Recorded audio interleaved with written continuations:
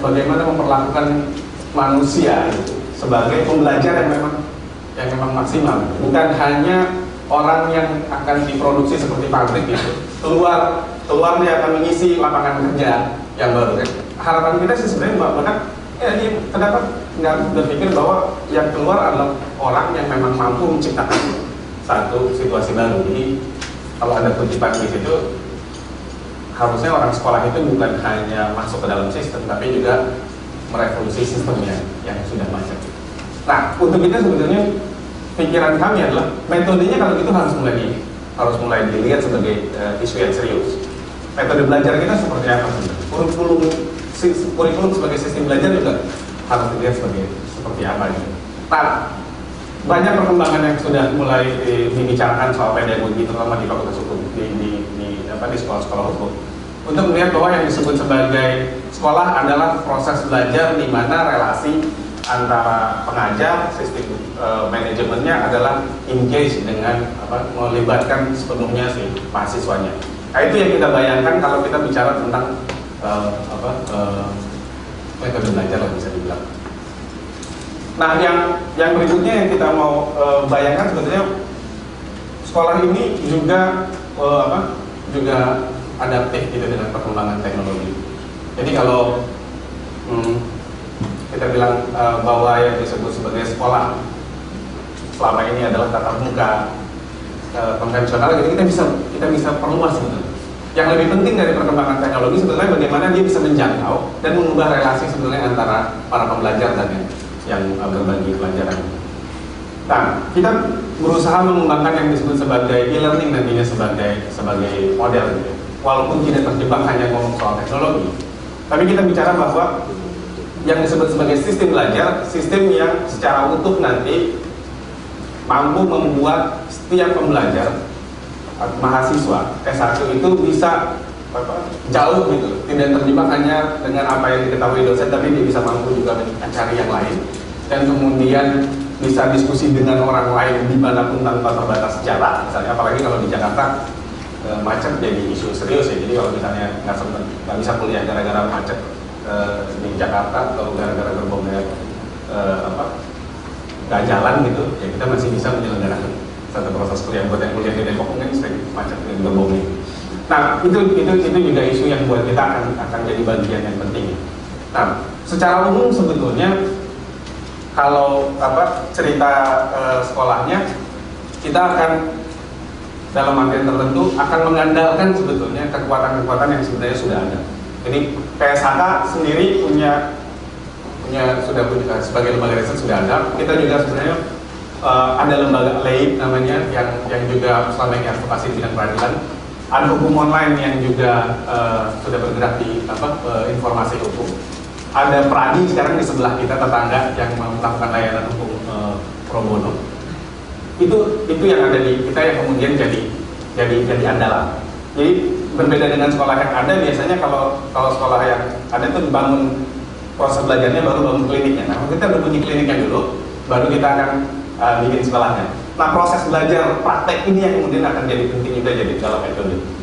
Yang kedua sebenarnya kita akan mengandalkan kekuatan teman-teman yang sudah ada. Jadi alhamdulillah di sini udah banyak teman-teman, sahabat, mitra kerja yang sebetulnya punya pengalaman yang luar biasa. Kemarin suatu ada ulang tahun PSHK sedikit, di sini kita kebetulan kedatangan teman dari YLBHI.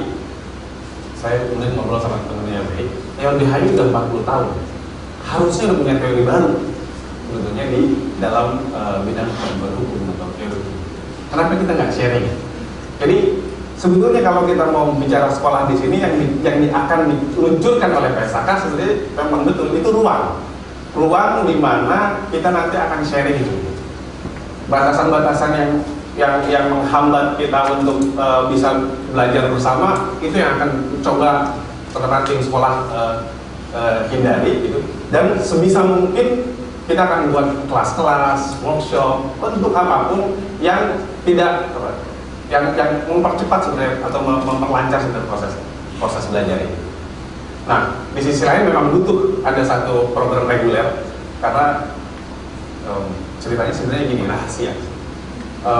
Awalnya kita nggak mau bikin S1, maunya bikin langsung S2, tapi ternyata nggak boleh. bingung akhirnya. Tapi kalau dipikir-pikir ya sebenarnya yang diproduksi saat ini memang sebetulnya di S1 juga jadi penting.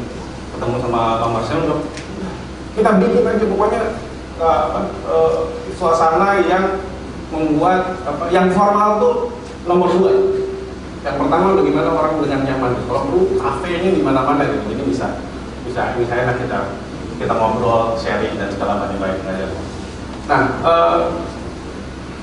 yang jadi penting, tapi tetap kayaknya kita perlu juga, karena untuk menjalankan itu ya kita komprominya akhirnya bikin yang namanya S1 ya kan. Prosesnya sedang dalam proses penelitian dan tahun depan kalau lancar itu akan jalan Bang. S1 itu yang nanti akan jadi jadi sebetulnya proses di mana metode kurikulum dan segala macamnya itu akan diterapkan dengan pola yang berbeda. Sebelum itu kita akan mengajak teman-teman, Bapak dan Ibu sekalian yang punya pengetahuan, punya keinginan, punya apapun yang bisa dilakukan, kita akan lakukan itu sepanjang proses sekolah ini ke depan. Jadi ini ajakan buat kita. Kami yakin persis bahwa kedatangan ke sini bukan hanya karena undangan, tapi ada concern yang mendalam. Dan kami juga yakin, kami percaya bahwa Bapak dan Ibu sekalian punya sesuatu yang bisa dibagi bersama di sekolah Indonesia Jentera. Itu saja. Terima kasih. Assalamualaikum warahmatullahi wabarakatuh. Terima kasih kepada Abang Rival atas presentasinya yang memukau tentang Indonesia Jentera School of Law. Ibu Bapak tamu undangan sekalian yang kami hormati, selanjutnya kita akan memasuki inti acara hari ini, yaitu Inspiring Law Lecture 2011. Inspiring Law Lecture merupakan forum ilmiah yang menyajikan pemaparan materi dari para pembicara yang memiliki gagasan baru untuk mendorong transformasi kebijakan dan perkembangan hukum di Indonesia. Dalam setiap penyelenggaraannya, kami akan berupaya menghadirkan pembicara tidak hanya dari latar belakang ilmu hukum, tapi juga dengan latar belakang ilmu lain. Keyakinan kami, transformasi kebijakan dan hukum di Indonesia membutuhkan perspektif ilmu serta pengalaman yang beragam. Indonesia Jentera School of Law berkomitmen untuk menyelenggarakan Inspiring Law Lecture secara berkala, dan bersamaan dengan momen peresmian dan peluncuran Indonesia Jentera School of Law kali ini, kami mengundang Bapak Marsilam Simanjuntak untuk menyampaikan kuliah umum dengan tema Perkembangan Gagasan Pemikiran Hukum dan Hubungannya dengan Pendidikan Hukum di Indonesia. Kepada Bapak Marsilam kami persilakan. Assalamualaikum, selamat sore. Tadi saya heran bahwa saudara rival tidak memakai PowerPoint. Padahal dia minta saya supaya PowerPoint. Saya tolak untuk memakai PowerPoint. Karena kalau saya boleh cerita, maka ada 3 hal di dunia ini sekarang yang sebetulnya tidak perlu dan kita bisa tanpa itu. Tapi mayoritas menganggap itu berguna lalu digunakan.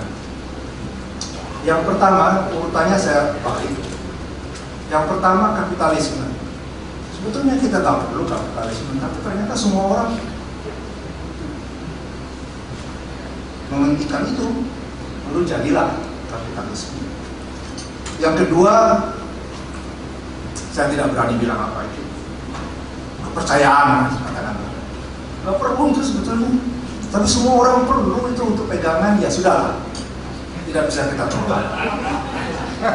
Yang ketiga, PowerPoint.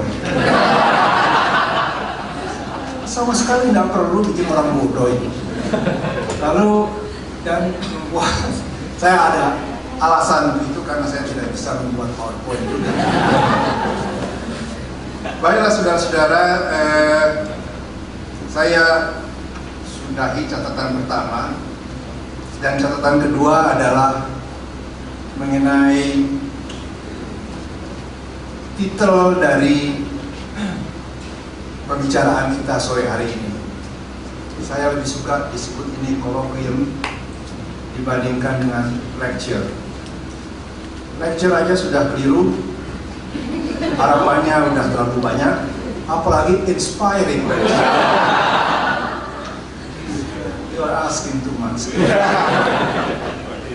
Baiklah saudara-saudara, ketika orang berpikir bagaimana sebaiknya mengembangkan pemikiran hukum di suatu tempat dan di suatu waktu, maka yang dipikirkan adalah perbandingan, comparison antara yang ada sekarang atau sebelumnya dengan keadaan apa dan bagaimana yang diinginkan di masa depan.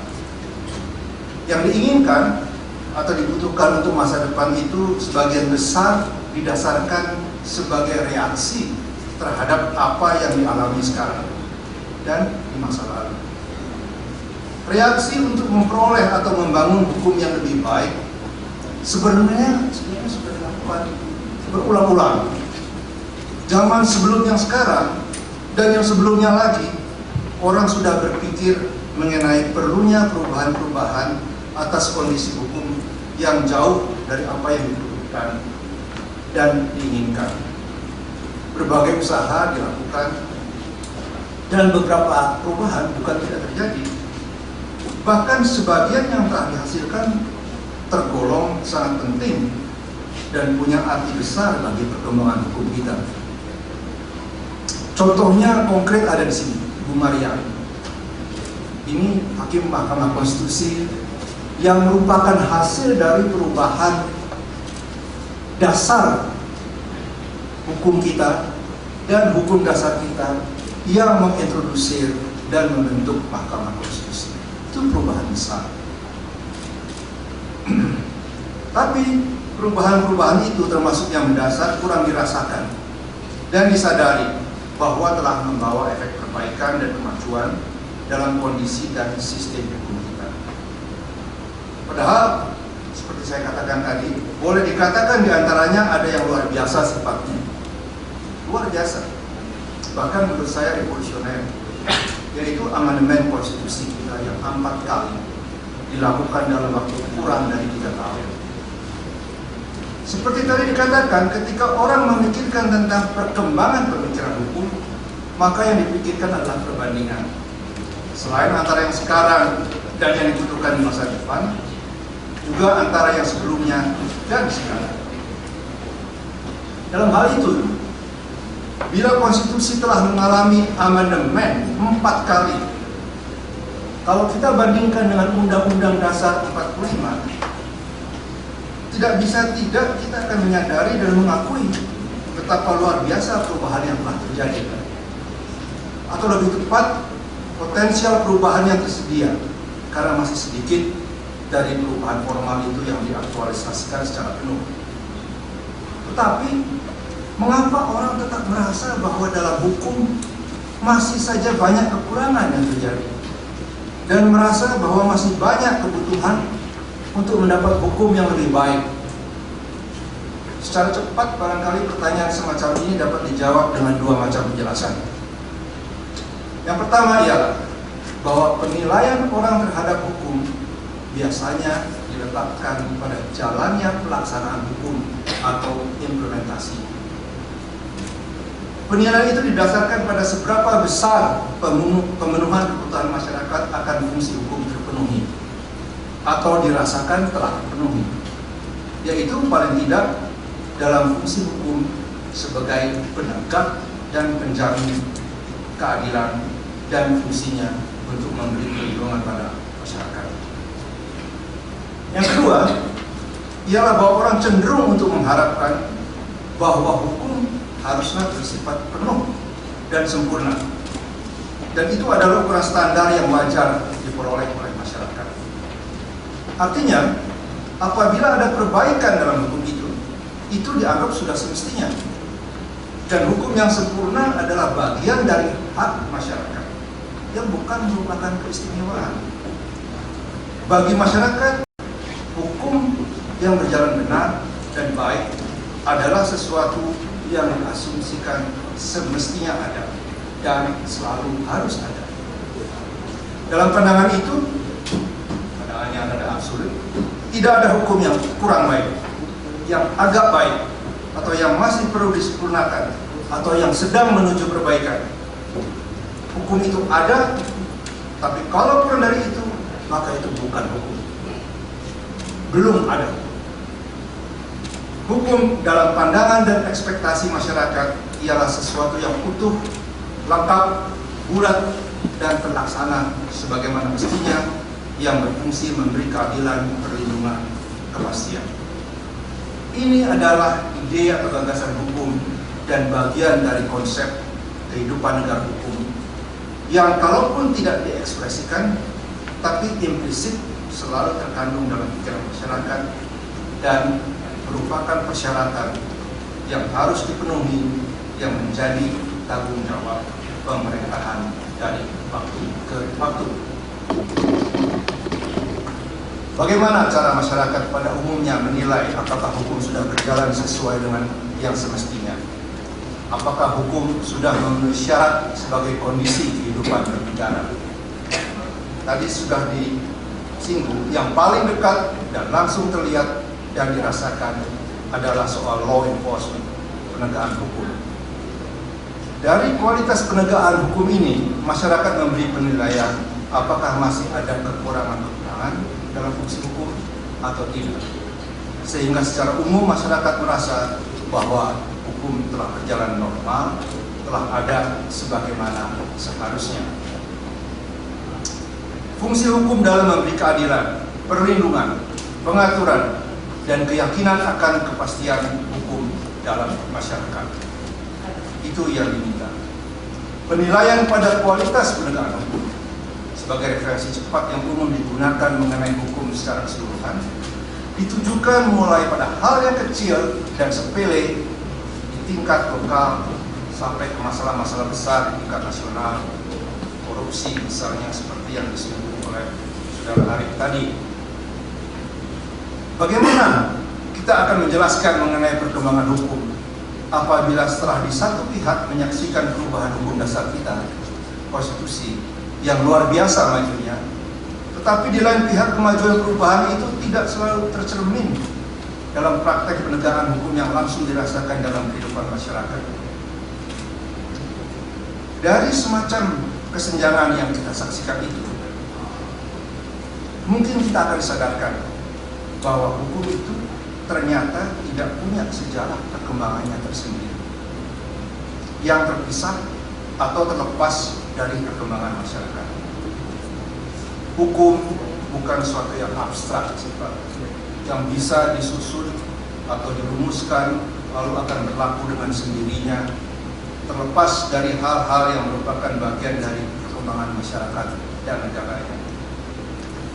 Sejarah perkembangan hukum, atau lebih tepat dalam hal ini perkembangan pelaksanaan hukum, selalu berada dalam hubungan pengaruh-mempengaruhi dengan berbagai interaksi kekuatan-kekuatan yang ada dalam masyarakat dan dalam kehidupan kenegaraan.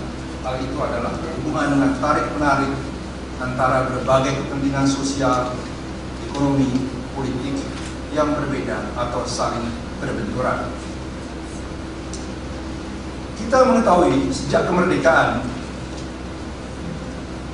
katakanlah sejak 50 tahun yang lalu atau 60 tahun yang lalu, mulai tahun 50, negara Indonesia telah beberapa kali mengalami perubahan sistem politik, termasuk perubahan konstitusi, dan mengalami banyak perkembangan hukum dalam segi pembangunan sistemnya maupun segi pelaksanaannya.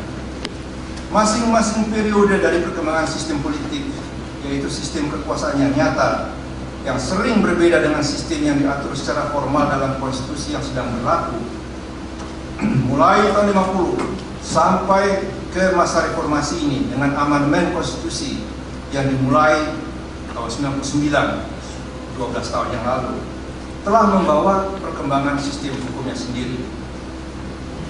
Perbedaan dari sistem hukum masing-masing periode tersebut, atau lebih khusus kalau kita katakan perbedaan pada bagaimana proses hukum dijalankan di setiap periode, jelas terjadi karena pengaruh kekuasaan negara atau kekuasaan politik.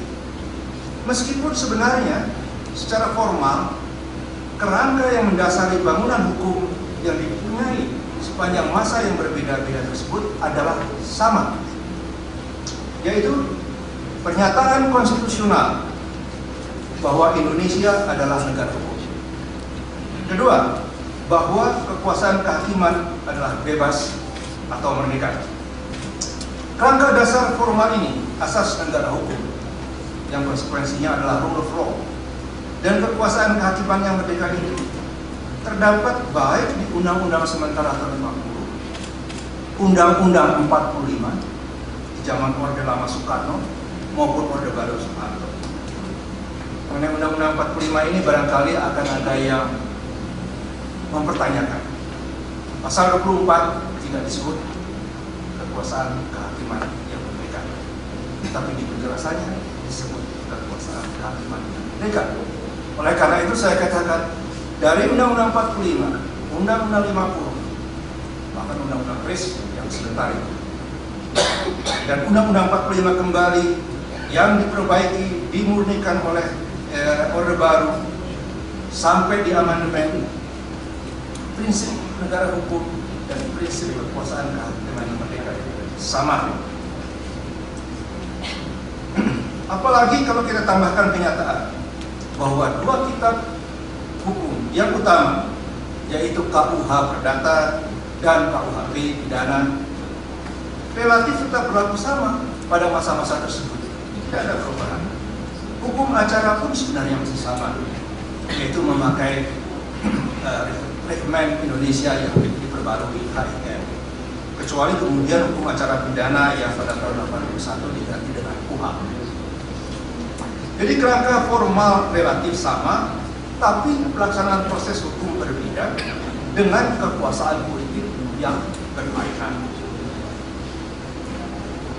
Apabila kita mencoba mengingat kembali bagaimana suasana hukum pada masa demokrasi terpimpin, jadi ini 50 tahun yang lalu, 59 sampai 66. Setelah Undang-Undang 45 diberlakukan kembali dengan Dekret Presiden 5 Juli 59, maka akan tampak sangat nyata contoh dari bagaimana kekuasaan politik menentukan cara proses hukum dijalankan. Bukan saja dalam hukum tata negara terjadi penyimpangan, seperti disingkirkannya asas kekuasaan kehakiman yang merdeka. Misalnya dengan diangkatnya Ketua Mahkamah Agung sebagai Menteri anggota Kabinet Gotong Royong di bawah Presiden Panglima Tertinggi Pemimpin Besar Revolusi Soekarno yang mencemoohkan trias politika, termasuk mencemoohkan melecehkan konstitusi. Beliau berkata, konstitusi itu dibuat untuk manusia, bukan manusia dibuat untuk konstitusi. Tapi dalam hukum pidana juga dikeluarkan semacam dekret yang berbentuk penetapan presiden, Penpres, yang berlaku sama kuatnya dengan undang-undang. Misalnya yang memberi kekuasaan kepada kejaksaan untuk menahan seseorang selama 1 tahun tanpa diadili dalam perkara subversi, Penpres 11. Penpres 11 ini dilanjutkan di masa Orde Baru. Yang pernah menikmati Penpres 11 ini yang sedang bicara dengan sedang. Oke. Atau lebih dari itu yang kita tidak tahu atau tidak pernah menyadari, pada waktu itu ada Penpres satu lagi. Penpres 11 ini tahun 62 kalau nggak salah. Penpres 5 tahun 63 yaitu Kejaksaan Agung diberi wewenang luar biasa, extraordinary, untuk mengucilkan seseorang keluar dari wilayah tertentu, extraordinary, atau sebaliknya orang tersebut diputuskan tidak boleh meninggalkan wilayah yang ditentukan, internering. Ini kekuasaan ini hanya eksorbitan, kekuasaan eksorbitan yang dipunyai zaman kolonial, zaman Orde Lama, atau zaman demokrasi terpimpin, atau zaman revolusi. Ini dikeluarkan sebagai undang-undang walaupun dengan dekret, yaitu dengan penetapan presiden. Ini adalah bentuk paling ekstrim dari pengingkaran semua hak-hak dasar warga negara, seperti asas praduga tak bersalah, hak untuk diadili secara tidak berpihak, kemerdekaan bergerak di bidang negara, dan sebagainya. Yang saya hendak katakan di sini ialah bahwa ketika berhadapan dengan kekuatan politik yang menjalankan kekuasaan secara otoriter dan arbitrer, maka kaidah-kaidah hukum yang tersusun secara abstrak di kitab undang-undang dan doktrin hukum yang dianut dan diajarkan di akademi, di sekolah-sekolah hukum, jenteran, ternyata tidak berdaya untuk tegak atau mengimbangi, bahkan rubuh sama sekali dan lumpuh. Tanpa ingin menunjuk, ini hubungannya dengan akademik, tanpa ingin menunjukkan rasa kurang hormat saya, tapi sekadar untuk diketahui bahwa Ketua Mahkamah Agung yang membiarkan dirinya berkolaborasi, atau lebih tepat dikooptasi sebagai menteri di bawah Soekarno, adalah seorang profesor yang kita hormati di Fakultas Hukum Universitas Indonesia, andalan kita. Namun, dengan mengambil contoh yang kecil saja di antara beberapa fungsi hukum, ada hal yang boleh dikatakan tidak mengalami perubahan yang berarti dari masa ke masa. Saya ulangi, fungsi hukum adalah mencoba menyelesaikan dan mengatasi masalah-masalah yang menyangkut keadilan, melindungi warga masyarakat dari tindak kejahatan, antara lain dengan cara menghukum pelakunya, menjaga hak dan kebebasan warganya di dalam bidang publik maupun untuk menjalankan hak-hak perdatanya. Tapi selain itu juga untuk menegakkan di bawah pemerintah dan di lain pihak menjaga compliance atau kepatuhan semua pihak pada aturan-aturan hukum yang ada. Contoh kecil yang akan kita ambil ialah pada soal menjaga ketertiban dan menegakkan kepatuhan. Yang di sisi lainnya adalah soal di bawah pemerintah. Dari masa ke masa, pemerintah berganti, hukum dasar beberapa kali berubah. Tidak pernah ada pengaturan dan penyelesaian yang memuaskan dalam soal kecil, yaitu soal kekacauan lalu lintas misalnya. Dapat juga kita ambil contoh lain, seperti pemungutan biaya dan suap kecil-kecilan untuk mengurus KTP, SIM, dan surat izin lainnya. Orde lama, orde baru, orde reformasi tidak pernah bisa memberantas hal yang kecil itu sampai sekarang. Itu adalah contoh dari atau bagian dari cara kita mengukur apakah hukum itu ada atau tidak ada, dari yang besar sampai yang kecil. Berarti ada yang macet dalam pelaksanaan penegakan hukum di sini. Semua yang tadi saya katakan berlanjut sampai sekarang tidak kunjung berkurang, atau berkurang sedikit sebelah sini tapi bertambah di sebelah sana. Apabila fungsi hukum yang tadi untuk menjaga ketertiban, regulasi, menegakkan di bawah pemerintah tidak berjalan untuk waktu yang lama atau sepanjang sejarah republik ini, maka kita akan mengatakan bahwa ada abnormalitas dalam penegakan hukum, atau kita katakan bahwa hukum itu tidak ada. Bukan sebaliknya, lalu kita mengatakan bahwa hal yang keliru itu telah menjadi kenyataan, sehingga masyarakat menyesuaikan diri dan hidup bersama penyimpangan tersebut, lalu menganggapnya sebagai bagian kehidupan normal yang tak perlu diubah lagi karena tidak mampu untuk mengubahnya. Kompromi lalu jadi permisif, lalu menjadi tidak, lawlessness. Hukum berisi norma. Nah, ini berbau kuliah sekarang. Hukum berisi norma atau keharusan, atau katakanlah perintah yang harus dijalankan dengan sanksi apabila keharusan itu dilanggar atau tidak dijalankan. Pendidikan hukum harus memperkenalkan asas dari norma hukum ini dan mekanisme yang terkandung di dalamnya. Dan menanamkan pengertian ini sebagai bagian dari dasar pendekatan hukum. Ratio legis yang paling elementer yang akan jadi pedoman dalam mempertimbangkan hukum, selain mengenali fakta-fakta dan realitas yang hidup dalam masyarakat.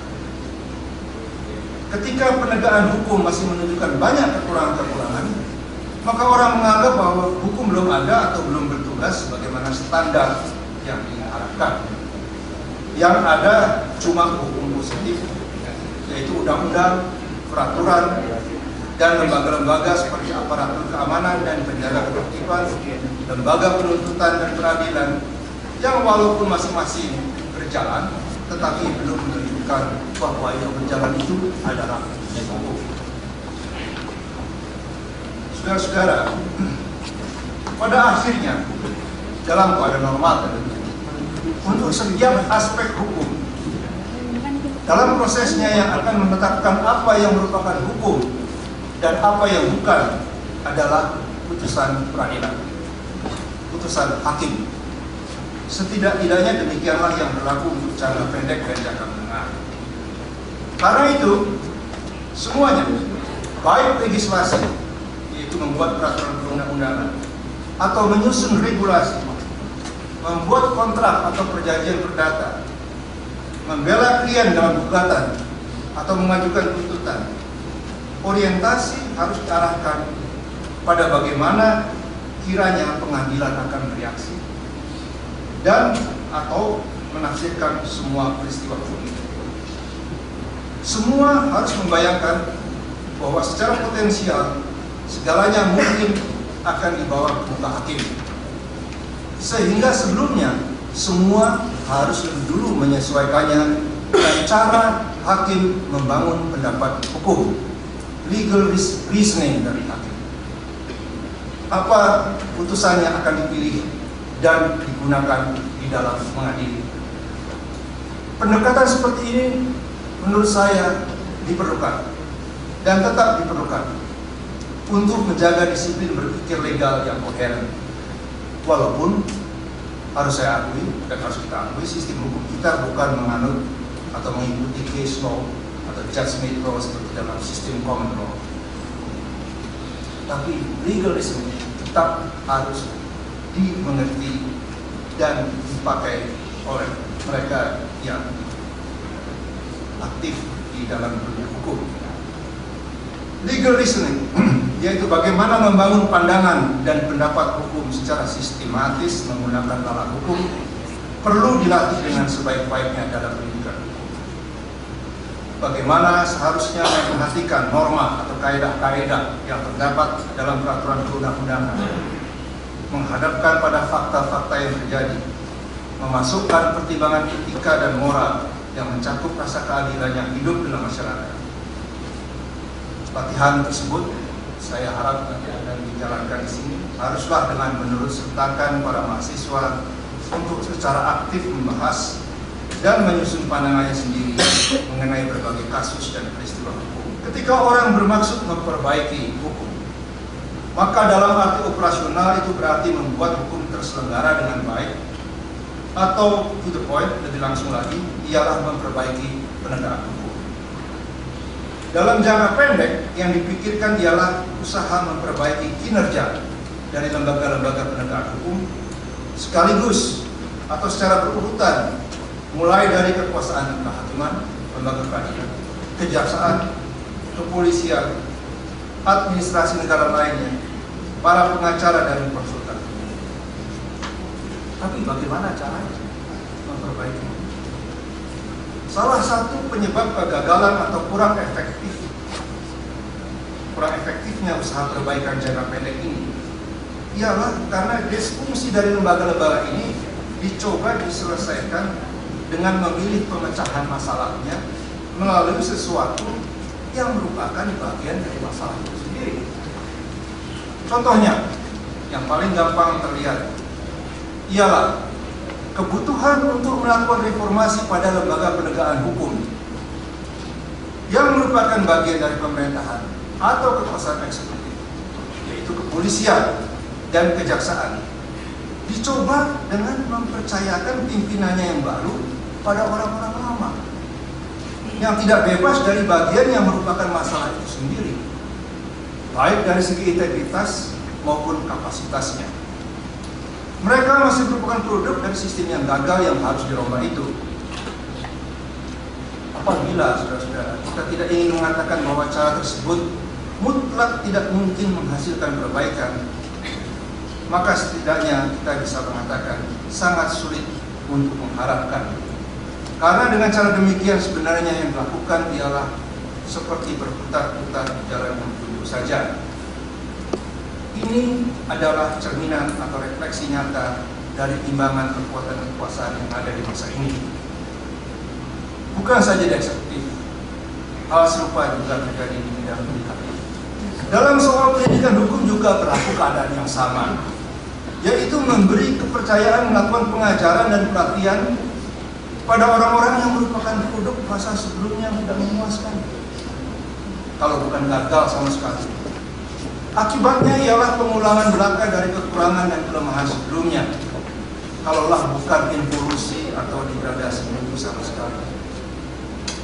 Tanpa ingin menyangkal beberapa perubahan yang tercatat terjadi dalam pendidikan hukum, tapi secara menyeluruh bisa dikatakan bahwa pendidikan hukum berada dalam keadaan yang jauh dari apa yang seharusnya bisa diharapkan. Padahal sekolah tinggi hukum telah lebih dari cukup banyak yang berdiri. Mungkin hampir di setiap sudut kota di seantero Nusantara ada fakultas hukum yang bisa memberi gelar sarjana hukum pada siapa saja yang bisa membayar. Apalagi kalau dilihat bahwa sekolah tinggi hukum sudah dimulai sejak zaman kolonial. Salah satu yang tertua sesudah sekolah tinggi kedokteran dan sekolah tinggi teknik di Pulau Jawa. Sekolah tinggi hukum itu yang kemudian menjadi Fakultas Hukum Universitas Indonesia yang bergengsi sejak tahun awal 60-an merosot sedemikian rupa, sehingga yang tersisa untuk dibanggakan hanya beberapa nama guru besarnya di dasawarsa 50-an, yang sebagian telah ikut tunduk, tadi saya sebutkan, takluk dan tumpul daya kritis dan menjadi kolaborator pelecehan asas-asas hukum yang dilakukan oleh demokrasi terpimpin dan revolusi di bawah Soekarno. Sejak itu sepengetahuan saya, mutu pendidikan dan pengajaran di FHU itu saya berhak untuk mengerti karena pernah di sana juga. Jarang ada yang bisa diceritakan dengan rasa kagum atau setidaknya dengan penghargaan yang tinggi, walaupun secara statistik bukan tidak menunjukkan adanya peningkatan dan penambahan, terutama dari sisi kuantitatif.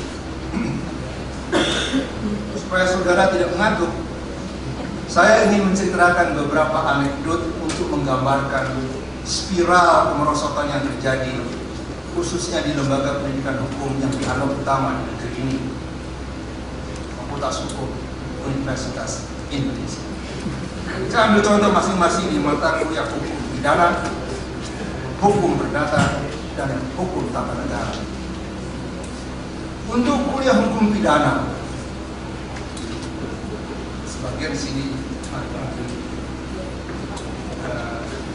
familiar dengan cerita ini.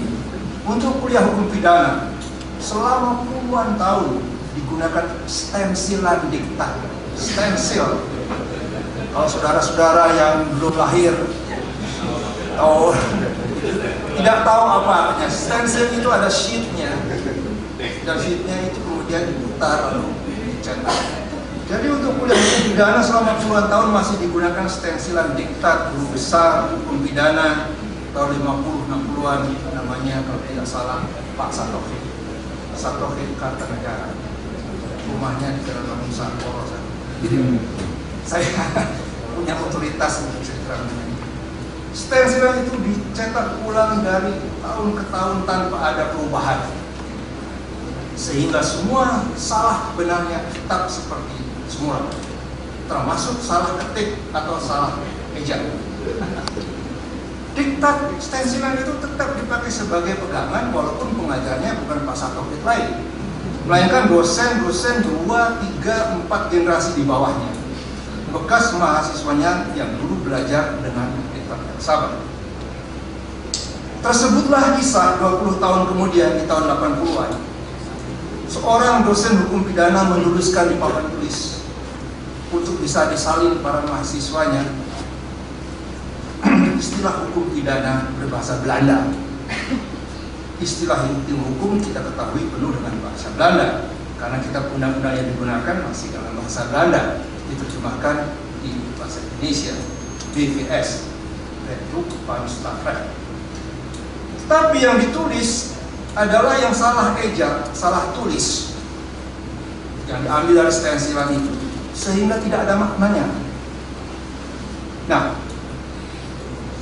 itu menunjukkan bahwa dosen ini yang sudah dipercaya, dia masih memakai diktat yang keliru dan salah itu, dan kemudian diturunkan kepada mahasiswa-mahasiswa.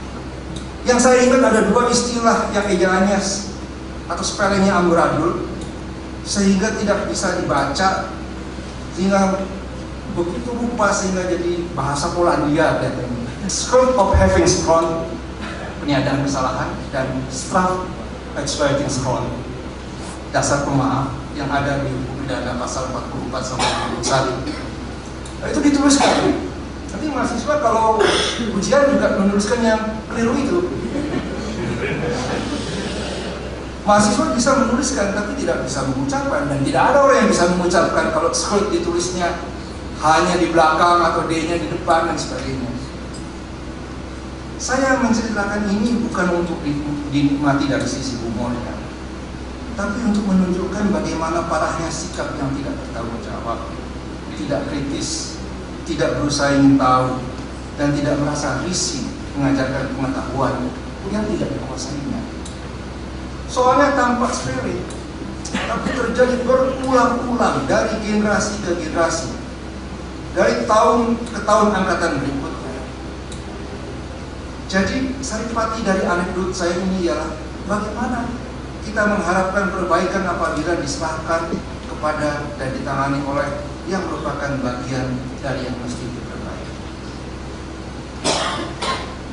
Anekdot kedua masih mengenai keliru menggunakan istilah hukum dalam bahasa Belanda, tapi contoh ini lebih ringan dan lucu, tetap menunjukkan kesembronoan dan ketidaktahuan yang tanpa ragu-ragu diteruskan pada ratusan mahasiswa, atau dalam waktu beberapa tahun maka hitungan itu menjadi ribuan mahasiswa yang percaya pada apa saja yang diajarkan dosen. Contoh ini adalah dalam kuliah asas hukum perdata. Ketika menjelaskan mengenai kitab undang-undang hukum dagang KUHD, maka sang dosennya cukup senior. Oleh karena itu dia diberi kepercayaan untuk mengajar asas-asas hukum dagang.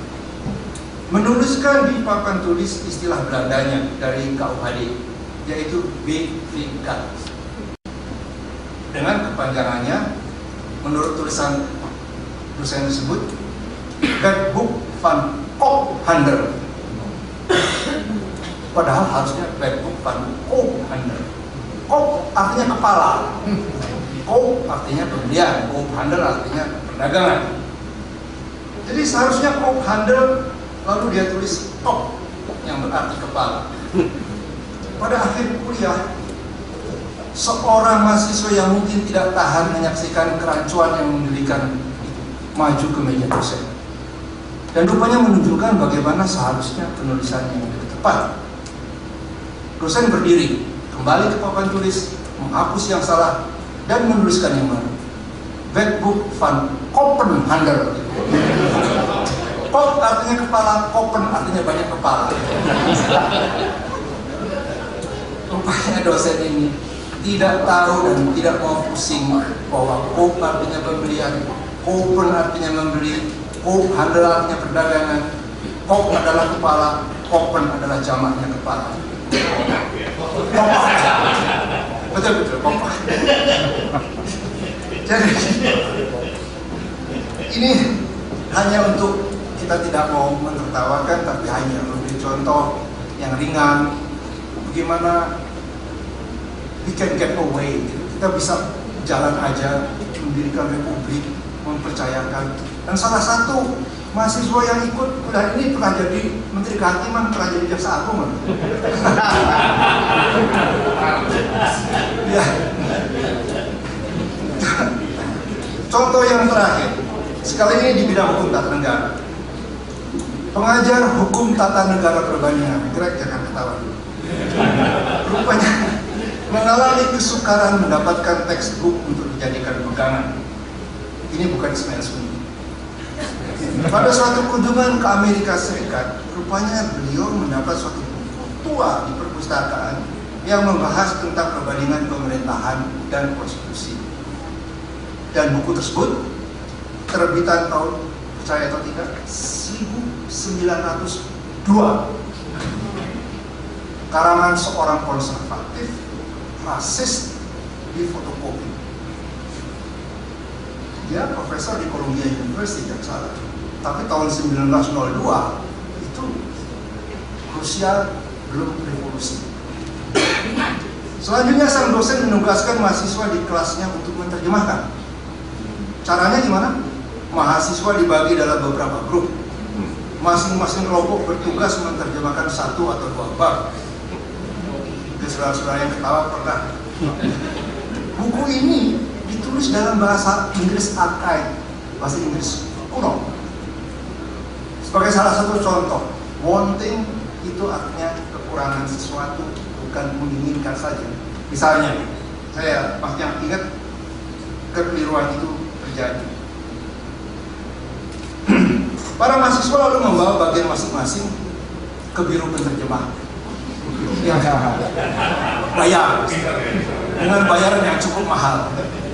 Lalu mendapat terjemahan yang kacau balau dan sukar dimengerti.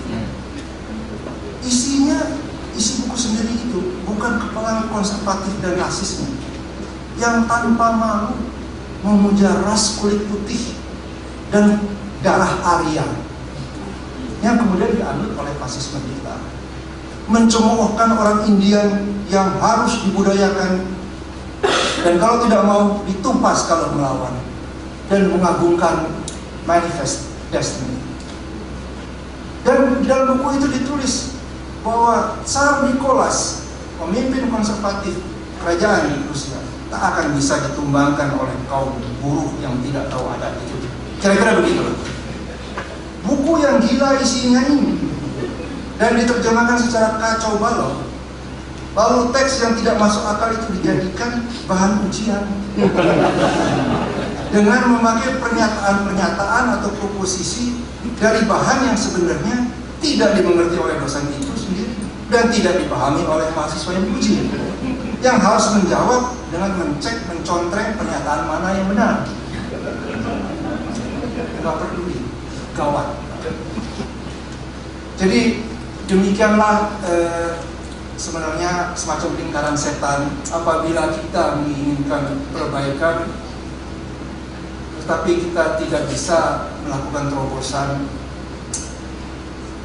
untuk tidak mengulangi kesalahan-kesalahan lama dengan mempercayakan pada produk-produk dari sistem yang lama yang belum mengubah dirinya. Kita boleh menganggap pendidikan hukum adalah penyumbang pertama, tapi memberi hasil atau efek terakhir dan bersifat jangka panjang bagi perbaikan penegakan hukum. Yaitu dengan mengharapkan bahwa mereka yang mendapat pendidikan hukum yang baik akan bisa berbuat baik pula dalam menjalankan hukum. Tapi kita tidak lupa bahwa perkembangan hukum itu tidak bisa terlepas dari konteks perkembangan masyarakatnya. Bagaimana keadaan penyelenggaraan hukum, bagaimana proses hukum yang menentukan adalah keseimbangan kekuatan-kekuatan di dalam masyarakat yang ada pada zamannya. Adanya banyak ahli-ahli hukum yang terdidik baik, adanya peraturan perundang-undangan yang tertulis dengan baik, tidak dengan sendirinya pasti menghasilkan penegakan hukum yang baik pula. Kedua faktor itu masih tergantung pada peranan yang diberikan oleh kekuatan yang nyata yang menentukan pada masa itu. Sebaliknya, mungkin dengan cukup alasan bisa dikatakan bahwa dengan hukum tertulis yang buruk dan personel hukum yang rendah mutunya, maka yang dihasilkan pasti penyelenggaraan hukum yang jelek. Walhasil, kita bisa menyimpulkan bahwa sekecil-kecilnya pun peranan pendidikan hukum dalam perbaikan proses hukum jangka pendek, akan tetapi harus diusahakan atau masih ada manfaatnya untuk senantiasa memperbaiki mutu pendidikan dan pengajaran hukum, antara lain dengan meningkatkan intensitas dan tanggung jawab para pendidiknya, di samping membuat kurikulum yang lebih baik sehingga bisa menghentikan downward spiral dari kemerosotan hukum dari sisi personil yang ikut menangani proses hukum yang terjadi di negeri ini. Persoalan yang kita hadapi mengenai hubungan perkembangan hukum dengan pendidikan hukum sebenarnya menurut pandangan saya lebih pada mutu pendidikan hukum itu ansih yang diharapkan akan menyumbang pada perbaikan proses penegakan hukum secara menyeluruh daripada persoalan penyesuaian kurikulum pendidikan hukum dengan perubahan-perubahan dasar pikiran hukum yang terjadi atau sedang berlangsung. Maksud saya begini, memang telah terjadi perubahan-perubahan yang cukup mendasar dalam dasar pikiran hukum kita, seperti yang kita saksikan sebagai hasil amandemen konstitusi yang baru berlangsung selama 10 tahun ini, yang mungkin tanpa sepenuhnya disadari sudah jauh berbeda dari sebelumnya, bukan saja dalam struktur dan fungsi ketatanegaraan, tetapi juga dalam soal penempatan kedudukan hukum dan hak-hak warga negara, yang telah membawa konsekuensi perubahan-perubahan dan pembaruan dalam perundang-undangan di bawahnya. Semua perkembangan ini memang harus diajarkan, dan karena itu kurikulum harus pula disesuaikan. Namun, yang menjadi keprihatinan pada pendidikan hukum bukan saja kebutuhan untuk menyesuaikan dengan perkembangan semacam itu, tetapi juga kebutuhan untuk memperbaiki mutu kesarjangan hukum agar siap ikut memperbaiki keadaan penegakan hukum. Dengan kata lain, intensifikasi dari pendidikan, termasuk metode pengajaran, masih perlu diutamakan selain atau di samping perluasan dan penyesuaian pengetahuan hukum, ekstensifikasi untuk mengikuti perkembangan yang terjadi di dunia hukum. Sebenarnya pertanyaan pokok yang perlu dijawab sebelumnya, karena ini cukup mengganggu pikiran kita, ialah bagaimanakah hubungan pengaruh-mempengaruhi antara pendidikan hukum dengan perkembangan hukum dalam kenyataannya. Kalau kita konsisten dengan yang tadi kita katakan bahwa sejarah hukum tidaklah terlepas dari perkembangan masyarakatnya, dari hubungan-hubungan kekuasaan yang berlaku pada masanya, maka kita akan mengakui bahwa selalu ada pengaruh timbal balik yang biasanya dimenangkan oleh kekuasaan yang ada, yang punya kekuatan determinan yang lebih menentukan. Apalagi bila interaksi itu berlangsung di bawah sistem pemerintahan otoriter. Tadi secara sekilas dan tidak langsung telah disinggung tentang ketidakmampuan lembaga pendidikan hukum dan para penanggung jawabnya untuk berdiri bebas dari pengaruh kekuasaan. Terkooptasi separuhnya atau secara bulat takluk pada hegemoni kekuasaan politik pada masanya. Dan sebagaimana kita ketahui, biasanya dunia hukum cenderung diisi dengan sikap dan pikiran konservatif yang jarang memberontak untuk keluar dari lingkungan keadaan. Akan tetapi, ini sedikit optimisme, seandainya tidak sanggup untuk berdiri otonom dan menjadi faktor atau variabel dalam saling pengaruh itu, bisakah pendidikan hukum membuat dirinya kebal dari pengaruh yang datang dari luar? Setidak-tidaknya sanggup membuat diri pemisah sehingga relatif steril dari pengaruh politik yang berlangsung dan menjalankan kegiatan akademik, yaitu mengajar, meneliti secara murni ilmiah, semacam berada dalam menara gading yang melindungi kemurnian ilmu pengetahuan, meskipun juga tak mampu memancarkan pikiran kiranya satu arah sentrifugal dari dalam keluar. Sepanjang yang saya catat dalam sejarah yang diketahui, ini pun tidak terjadi. Nah, sekarang bagaimana dalam suasana yang lebih demokratis, yang lebih terbuka, lebih bebas, dan ada checks and balances?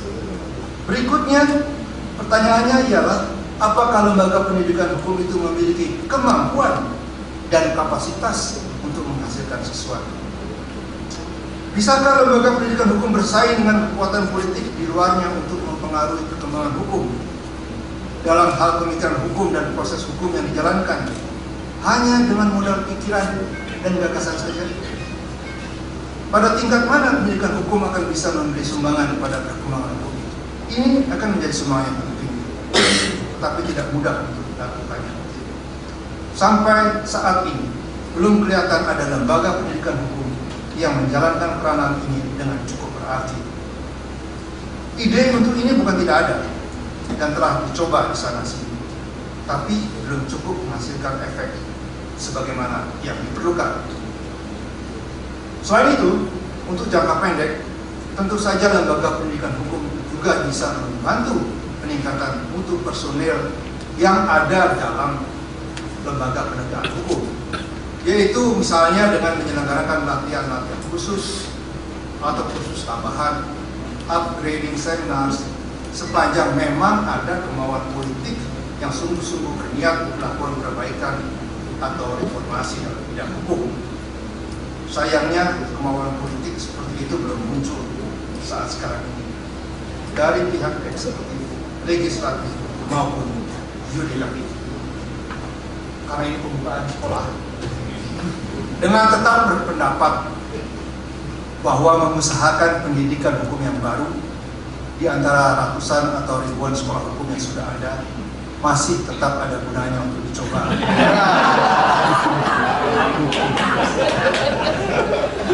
Dengan sungguh-sungguh untuk memberi respons yang lebih sesuai pada tantangan yang ada, sekecil atau sejauh apapun hasil yang akan dicapai nanti. Setidak-tidaknya sebagai token, sebagai tanda bahwa ikhtiar untuk mencegah kemerosotan yang lebih dalam belum menemui jalan buntu atau mati sama sekali. Terima kasih atas perhatian saya.